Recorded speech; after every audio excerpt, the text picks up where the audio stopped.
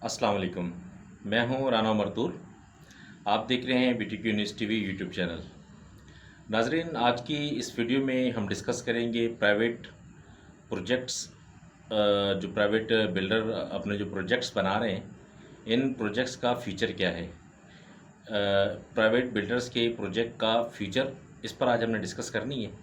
और लास्ट मेरी आपने जो वीडियो देखी थी जिसके अंदर मैंने तस्करा किया कि मार्केट क्रैश होने की वजूहत और उसकी जो रीज़न और बैरिया और प्राइवेट बिल्डर्स का आपस में गठजोड़, ये मैंने एक बताने की कोशिश की थी आप लोगों को। और उम्मीद है कि आप लोगों को समझ में आ चुकी होगी। तो उसका मैं थोड़ा सा हवाला आपको दे दूं। बहुत से जो लोग हैं वो इस बात पर परेशान हैं या फिर परेशानी फील कर रहे हैं कि मैं किसी का मुखालिफ हूँ। ऐसा नहीं है। मैं बैरिया समेत किसी भी बिल्डर का कोई मुखालफत मेरे जहन के अंदर नहीं है। किसी भी प्रोजेक्ट के हवाले से मुखालफत मेरे जहन के अंदर नहीं है। मेरा काम सिर्फ आप लोगों को बता देना है। मैंने इस वीडियो के अंदर कोई ऐसी बात नहीं की कि जो किसी भी बंदे को जो है वो नागुज़ीर गुजरे या फिर किसी भी बंदे को जो है वो मुश्किल परेशानी का सामना हो। मैंने सिर्फ तस्करा इतना सा किया था कि बैरिया की जो क्रैश मार्केट है, इस क्रैश मार्केट के पीछे बैरिया का ज़ाती हाथ है। उसकी वजह ये है कि प्राइवेट बिल्डर के जो प्रोजेक्ट्स हैं, वो जो प्राइवेट बिल्डर का जो प्रोजेक्ट है उनको बेचना है, तो बेचने के लिए मार्केट में एक पैनिक की फ़िज़ा पैदा की गई। उस पैनिक की फ़िज़ा पैदा करने के बाद जो है वो, जब लाजमी सी बात है, एक अलॉटी जो है वो ऑलरेडी जो है ना वो डिस्प्यूटेड एरियाज़ के अंदर है और ऑलरेडी जो पैनिक के अंदर है। तो जब उसको कोई रास्ता नज़र नहीं आएगा तो लामाला हो, फिर वो कहीं ना कहीं जो है ना डूबते को तिनके का सहारा चाहिए, तो वो सहारा ढूंढता है कहीं ना कहीं। तो सहारा ढूंढने के लिए फिर मार्केटिंग कंपनीज मुख्तलिफ जो हैं वो उसको उससे अप्रोच कर रही होती हैं उसको। तो कहीं ना कहीं वो एडजस्ट हो जाता है या एडजस्ट उसको कर दिया जाता है।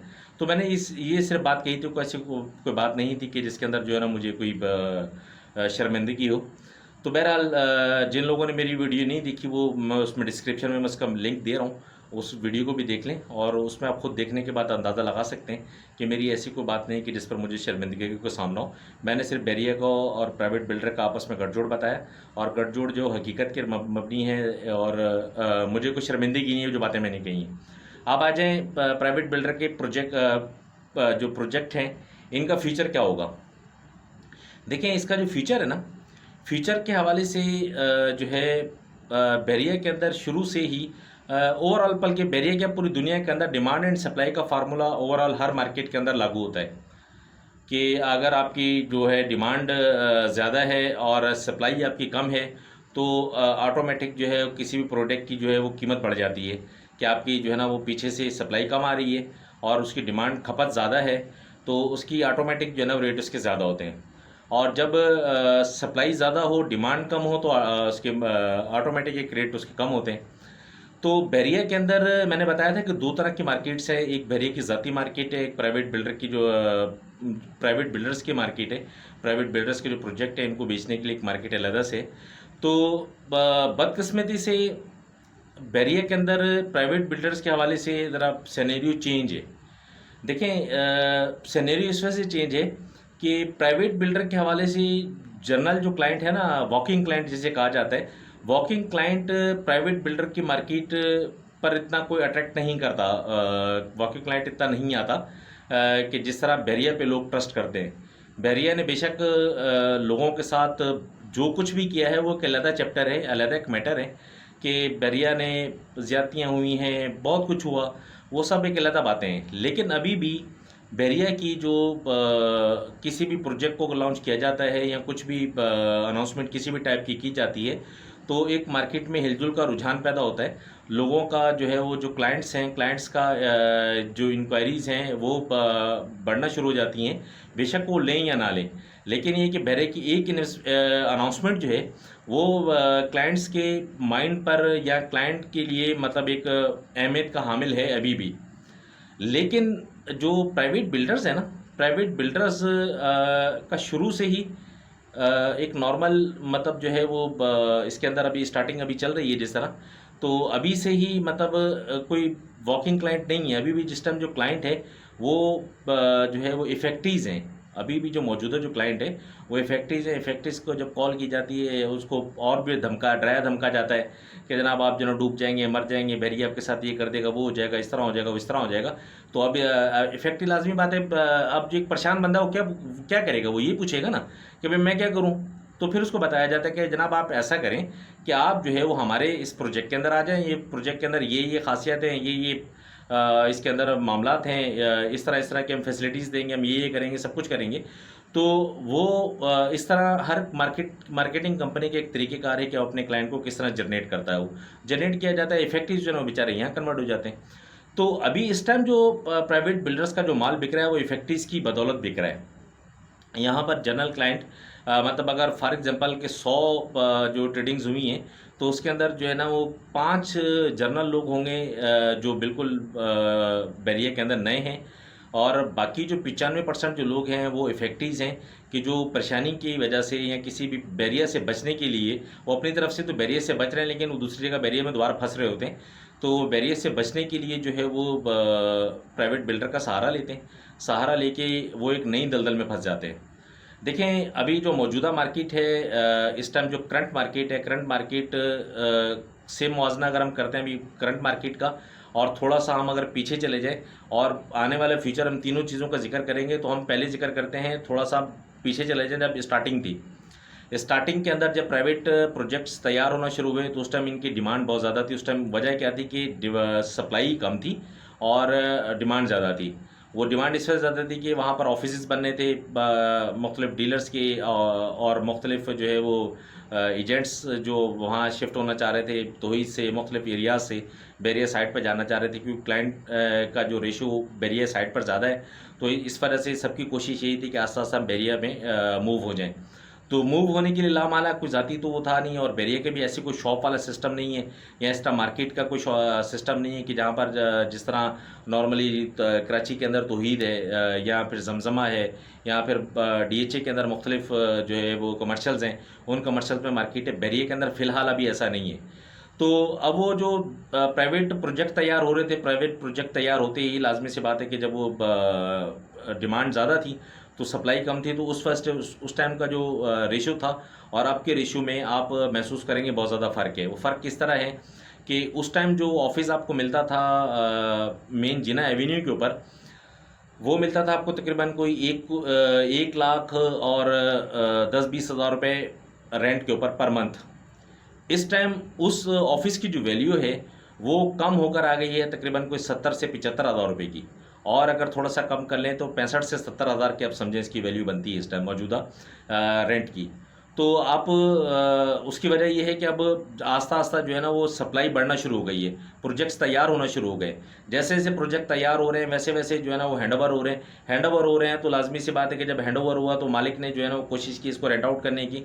रेंट आउट करने के लिए उसने मार्केट में डाला। जब मार्केट में डाला तो जो डिमांड थी 100 की और सप्लाई थी 50 की। तो इस टाइम क्या है कि रेशियो है बराबर दोनों का, मतलब जो है वो डिमांड भी उतनी है और सप्लाई भी उतनी है कि मतलब आप ऑफिस अगर लेना चाहें तो आपको इजीली मिल जाता है। अगर हम कंपेयर करते हैं नॉर्मल, अगर बात मैं एक और दूसरी बता दूं आपको पीछे वाली साइड की, ये तो मेन जिना की मैंने आपसे जिक्र किया। अगर हम मिडवे की बात कर लेते हैं, मिडवे के अंदर मिडवे एक बहुत बड़ा कमर्शियल है बैरिया का, आप सब उससे वाकिफ़ हैं, बताने की मुझे तफसील देने की ज़रूरत नहीं है। तो मिडवे का अगर हम जिक्र करें तो मिडवे के अंदर स्टार्टिंग के अंदर जो रेंट था वो रेंट वैल्यू थी तकरीबन कोई 35 से 40 हज़ार 45 हज़ार रुपये की। 50 हज़ार तक का भी स्टार्टिंग का रेंट था ऊपर वाले फ्लोर्स का। इस टाइम ऊपर वाला जो फ्लोर है वो आपको मिलता है 20 से 25 हज़ार रुपये में। वजह क्या है कि वहाँ पर भी सप्लाई ज़्यादा हो गई, डिमांड कम हो गई। तो ये फ्यूचर के अंदर जैसे जैसे प्रोजेक्ट्स तैयार होंगे ऐसे वैसे जो है वो आप मार्केट को डिस्टेबल होता हुआ देखेंगे। उसकी वजह देखें, मैं किसी प्रोजेक्ट की बुराई नहीं कर रहा हूँ, मैं सिर्फ मार्केट का आपको एनालाइज एक बता रहा हूँ कि मार्केट में क्या होने वाला है। उसके देखिए मेन जो मैंने आपको रीज़न बताया वो है डिमांड एंड सप्लाई। जब डिमांड आपकी ज़्यादा हो, सप्लाई कम हो तो रेट ऑटोमेटिक शूट करता है, और जब सप्लाई ज़्यादा हो डिमांड कम हो तो रेट ऑटोमेटिकली डाउन होता है। तो इसी तरह जैसे जैसे प्रोजेक्ट तैयार होते जाएंगे, ये कमर्शियल है, इसके अलावा जब रेजिडेंस तैयार होंगे, रेजिडेंशियल लोगों को जो अपार्टमेंट्स हैं 2 बेड 3 बेड 4 बेड मुख्तलिफ जो प्रोजेक्ट्स तैयार हो रहे हैं, जब ये तैयार होकर हैंड ओवर होंगे तो आप सोचें कि फिर इसमें उस टाइम पर इसकी वैल्यू क्या होगी। अब थोड़ा सा और अब मैं आपको पीछे लेके चल जाऊँ बैरिया की ज़ाती जो अपार्टमेंट्स हैं या बैरिया के ज़ाती जो विलाज हैं उनके बारे में। देखिए, मैंने आपसे कहा कि बैरिया पर लोग अभी भी ट्रस्ट करते हैं, शुरू से तो करते हुए आ रहे हैं, लेकिन अभी भी करते हैं इन हालात के बावजूद भी। तो हम अगर थोड़ा सा पीछे चल जाएं तो अपार्टमेंट्स जब स्टार्टिंग हुई, बैरिया ने इसको हैंडओवर करना शुरू किया, उस टाइम पर जो अपार्टमेंट का रेंट था वो तकरीबन जो है वो समझ लें कि 35 से 40 हज़ार रुपये का रेंट था स्टार्टिंग के अंदर। शुरू वाले जो टावर्स हैं उनमें टावर 1 का सबसे पहले कब्जा दिया बैरिया ने, फिर आस्ता आस्ता करना करके दूसरे टावर्स का भी देना शुरू कर दिया। तो जैसे जैसे जो है वो लोगों को कब्जा मिलना शुरू हुआ, इसका रेंट वैल्यू भी कम हो गई। इसी तरह जो इसकी मालियत थी, अपार्टमेंट की जो मालियत थी, जब स्टार्टिंग के अंदर जब कब्ज़ा मिलना शुरू हुआ उस टाइम में इसके अपार्टमेंट की जिना वाले जो अपार्टमेंट्स हैं, यहाँ की जो वैल्यू थी वो तकरीबन जो है वो 75 से 80 लाख रुपए तक जा पहुँची थी। वजह क्या थी कि एक बूम था मार्केट के अंदर, और एक समझ लें कि एक हवा सी चली हुई थी कि जनाब अब ले लिया तो ले लिया, इसके बाद नहीं मिलेगा। तो लोग इसी उसके अंदर बहुत सी ख़रीदारी हुई कि जो 75 से 80 लाख के दरमियान में हुई, जब स्टार्टिंग में लोगों को हैंडओवर होना शुरू हुआ, लोगों को कब्ज़ा मिलना शुरू हुआ।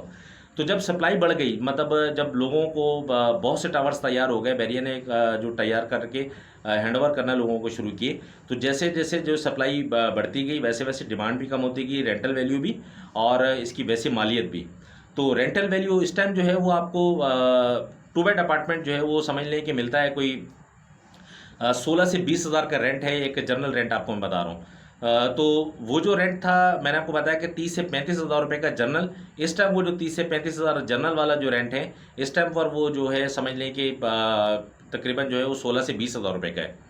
इसी तरह वैल्यू की अगर हम बात करें तो वैल्यू जो स्टार्टिंग के अंदर जो 75 से 80 लाख रुपए जा पहुंची थी, इस टाइम मेन जिना का जो अपार्टमेंट है ना सर, मेन जिना का जो अपार्टमेंट है, मेन जिना फेसिंग अपार्टमेंट है, और मतलब हर तरह की फैसिलिटीज़ जिसको मतलब ब्रोकर्स बड़ा मक्खन पालिश करके बता रहे होते हैं, वो उस तरह का जो अपार्टमेंट है वो भी आपको तकरीबन कोई 65-67 लाख रुपए का मिलता है विद की। उस टाइम पर वो अपार्टमेंट 80 लाख रुपए का मिलता था। जिन लोगों ने 80 लाख की बाइंग की वो दोबारा मेरे ख्याल के टाइम वो नहीं देख पाएंगे जो उन्होंने पीक में देख लिया। तो देखें, ये जो डिमांड एंड सप्लाई है ना, ये फार्मूला हमेशा से चलता है, लेकिन बैरिया का और प्राइवेट बिल्डर्स का बिल्कुल डिफरेंट काम है। प्राइवेट बिल्डर के अंदर जो है वो क्लाइंट को जनरेट किया जाता है, घेर के क्लाइंट को लाया जाता है, क्लाइंट को मोटिवेट किया जाता है। बैरिया के अंदर ऐसा नहीं है। बैरिया की ज़ाती जो एक किसी भी तरह की अनाउंसमेंट या किसी भी तरह के अटैचमेंट अगर बैरिया करता है तो क्लाइंट ऑटोमेटिकली आता है। 100 लोग आते हैं, 100 लोग में से 50 लोग फिर भी तैयार हो जाते हैं किसी न किसी सूरत में उसको लेने के लिए। लेकिन प्राइवेट बिल्डर का ऐसा नहीं है। प्राइवेट बिल्डर की जो मार्केट है वो पैनिक का शिकार मेरे ख्याल और ज़्यादा रहेगी। जैसे जैसे इसकी सप्लाई बढ़ती जाएगी वैसे वैसे इसके मामला इसके और मज़ीद ख़राब होते जाएंगे। तो मैं आपसे दोबारा कह रहा हूँ कि किसी भी मैं बिल्डर को जो है ना बुरा नहीं कह रहा, सारे बिल्डर अच्छे हैं। हर बिल्डर जो है ना वो अपने तरीके से काम करके बाकायदा जो है ना वो हैंडओवर करेगा अपने टाइम के ऊपर। बहुत से लोग ख़राब भी हैं इसके अंदर, नाम किसी का मैंने नहीं लेना। बहुत से लोग बहुत अच्छे हैं कि जो अपना पैसा लगा के, ज़ाती पैसा लगा के काम करते हैं। मैं पहले भी 1-2 दफ़ा जिक्र कर चुका हूँ इस बात का। और बहुत से लोग ऐसे भी कि जिन्होंने लोगों के पैसे तकरीबन आधी पेमेंट्स हो चुकी हैं, 75% पेमेंट्स हो चुकी हैं, लेकिन अभी तक डिगिंग का या किसी और मामले का कोई नामो निशान नहीं है। बहुत से लोग ऐसे भी हैं। और बहुत से लोग ऐसे भी कि जिन्होंने इनिशियल बुकिंग की है, इनिशियल बुकिंग के साथ ही उन्होंने जो डिगिंग स्टार्ट कर दी और वहाँ पर जो है ना अपने वर्किंग स्टार्ट कर दी। बहुत से लोग ऐसे भी हैं। तो ये जो लोग हैं जो आपके हैंडओवर करके दे रहे हैं, जब आपके हैंडओवर हो जाएगा, सप्लाई आपकी बढ़ जाएगी, तो इसकी डिमांड तो पहले भी नहीं है। तो जब डिमांड पहले ही नहीं है, इस टाइम जो मौजूदा की अगर मार्केट के बायर करें तो मार्केट में जो मौजूदा जो बायर है वो देखिए मौजूदा बायर नहीं है। वो उसको पैनिक के अंदर, उसको परेशानी के अंदर, उसको मतलब हमने उसको जो है एजेंट्स ने, मार्केटिंग कंपनीज ने, बिल्डर्स ने उसको एक जब वो डूबता हुआ जब पहुंचा ना आपके पास सहारे के लिए, तो सहारे का उसको आसरा दिया कि ठीक है जी आप बैरिया के अंदर फंसे हुए तो आप ना फंसे, हम आपको जो है ना अपना एक हमारे अपार्टमेंट में आ जाए, इसके अंदर जो जो खसूसियत मैंने आपको बताई ये सब कुछ होंगी, बड़ा अच्छा होगा, ये होगा वो होगा और आप ये ले लें। तो जब वो इस देखें इस टाइम जो प्राइवेट बिल्डर्स का जो बायर है ना, वो इस तरह का बायर है जो इफेक्टिव हैं। इस सुप्रीम कोर्ट वाला जो मामला था, इस मामले से पहले जो मार्केट का जो थी, उस टाइम का जो बायर था प्राइवेट बिल्डर का कुछ और था। उस टाइम वो जेन्युइन बायर था। जेन्युइन बायर ने उस टाइम पर जो लिया वो अच्छी इन्वेस्टमेंट थी। उस टाइम पर लेने के बाद उन्होंने जो रेंट आउट किया, उस रेंट आउट से अपनी जो इन्वेस्टमेंट थी, उस इन्वेस्टमेंट का आधा वो निकाल चुके हैं। वो किस तरह निकाल चुके हैं, आज से 2 साल पहले जो हैंड ओवर हुआ, उस टाइम पर उसने 1.5 लाख रुपये 2-2 लाख रुपये का जो रेंट लिया, रेंट लेने के बाद वो 70 लाख रुपये की जो बाइंग थी, वो अगर 1,20,000 1,30,000 50,000 रुपये उसने रेंट लिया, तो 2 साल का रेंट आप लगा लें तो आपको खुद ही अंदाज़ा आ जाएगा कि जो इन्वेस्टमेंट उसने की थी, वो इन्वेस्टमेंट उसको कितना फ़ायदा दे चुकी है। और अभी भी इसकी जो है ना वो प्रॉपर्टी अपनी जगह पर मौजूद है। तो फ्यूचर के अंदर आने वाले जो लोग हैं, उनके लिए प्राइवेट बिल्डर्स की मार्केट इतनी को अच्छी नहीं है, और ना ही मेरा ख्याल है कि होगी। हाँ, एक फ़ायदा आपको ये मिल सकता है कि आप ज़ाती आपकी प्रॉपर्टी आपकी बन जाएगी, और अगर आप उसको रेंट पर चढ़ाना चाहेंगे तो आपको रेंटल इनकम वहाँ से आपको मिलती रहेगी। एक फ़ायदा इसका ये हो सकता है। लेकिन अगर आप ये सोचें कि इसको मतलब हैंड ओवर होने के बाद इसकी मार्केट शूट करेगी और उसको मैं ट्रेड करूँगा, तो एक बात जहन में रखें कि प्राइवेट प्रोजेक्ट और बैरिया की ज़ाती प्रॉपर्टी में दोनों का बहुत ज़मीन आसमान का फ़र्क है। प्राइवेट प्रोजेक्ट बैरिया की तरह ट्रेड नहीं होता। इसको ट्रेड करने का, इसको क्लाइंट को जनरेट करना पड़ता है, इसको क्लाइंट को बुलाना पड़ता है, बताना पड़ता है, उसको बहुत कुछ करना पड़ता है उसके साथ, तब जाके वो किसी एक यूनिट को ख़रीदने पर राज़ी होता है। बैरिया का क्या है कि बैरिया का अनाउंसमेंट करता है, एक अटैचमेंट करता है, बहुत से लोग आते हैं, मैंने आपसे कहा 100 लोग आते हैं तो 50 तो एग्री हो जाते हैं, 50 वापस चले जाते हैं। तो बैरिया की ज़ाती मार्केट और प्राइवेट बिल्डर की मार्केट का ज़मीन आसमान का फ़र्क है। फ्यूचर इतना अच्छा नहीं है इसका प्राइवेट बिल्डर का। सिर्फ आपका ये है कि जो लोग इफेक्टिव जिन लोगों ने वहाँ मर्ज करवाया है, मर्ज करवाने की, क्योंकि मैंने आपसे पहले भी कहा था कि आपने किस्तों पर लिया है, मर्जिंग रेट पर जब आपने लिया है तो आप ऑलरेडी महंगा ख़रीद चुके हैं। अगर एक मिसाल है कि बूम आ भी जाता है, मतलब को जिस तरह 60 लाख रुपए का था, तो आपने वो ख़रीदा 70 लाख रुपए में। जब आप कैलकुलेट करते हैं 70 लाख रुपए का आपको रेट निकलता है। तो जब आपने वो 70 लाख का ख़रीदा, अगर बूम एक मिसाल है आर्टिफिशियल बूम आ भी अगर जाता है, तो वो बूम 60 लाख वाली चीज़ की 70 लाख चला गया, तो 70 लाख का तो आपने ऑलरेडी बाइंग की हुई है। उसकी वजह कि जब आप मर्जिंग के ऑप्शन में गए थे, तो मर्जिंग ऑप्शन में आपने जो मर्जिंग का रेट था उस टाइम पर ख़रीदा था, कैश का रेट कुछ और होता है। कैश के रेट में आपने बाइंग नहीं की थी, जब आपकी कैश के रेट की बाइंग नहीं थी, तो लामाला जो है ना वो डिफरेंस तो आएगा। अच्छा, वो जो डिफरेंस आ रहा है, उस डिफरेंस का जो आपने जो ओन आपको मिलना था या आपको जो प्रॉफिट मिलना था, ऑलरेडी आप बिल्डर को दे चुके हैं। तो मेरा ख्याल है कि बात को मैं जितना मज़ीद करना चाहूँगा, बाज़ और भी बातें हैं बहुत सी जो प्राइवेट बिल्डर्स के हवाले से करने की हैं, लेकिन ये है कि वीडियो बहुत ज़्यादा लंबी हो जाएगी। तो आप मुझे इजाज़त दें। बैरिया की मार्केट का और प्राइवेट बिल्डर की मार्केट का एक रुझान किस तरह चलता है, और किस तरह आपस में इन दोनों का जो है वो गठजोड़ है। बैरिया की ज़ाती मैनेजमेंट प्राइवेट बिल्डर्स के साथ मिलकर किस तरह काम करती है, और प्राइवेट बिल्डर का फ्यूचर क्या होगा, ये मैंने तफसील आपको दे दी। और जो पहली वीडियो थी, मैं उसका लिंक भी अपने उसमें डिस्क्रिप्शन में दे रहा हूँ। अगर आपको देखना कुछ चाह रहा है कि इसका बैरिया का क्या आपस में लिंक है इसके साथ, तो आप उस वीडियो में देख सकते हैं। अब मुझे इजाज़त दें। फ़ी अमान अल्लाह। अल्लाह हाफ़िज़।